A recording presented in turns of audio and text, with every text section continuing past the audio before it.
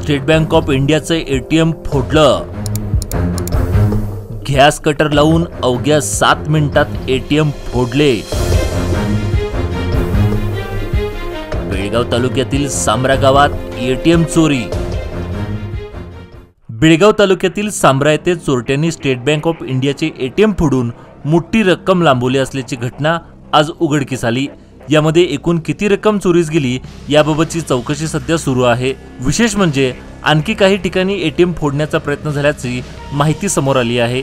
वरिष्ठ पोलीस अधिकाऱ्यांनी घटनास्थळी भेट देऊन चौकशी सुरुवात केली आहे। या एटीएमवर असलेल्या सीसीटीव्ही कॅमेऱ्यावर काळ्या रंगाचा स्प्रे मारून सीसीटीव्ही निष्क्रिय बनवण्यात आले असून त्यानंतर हा लुटीचा प्रकार करण्यात आल्याची माहिती समोर आली।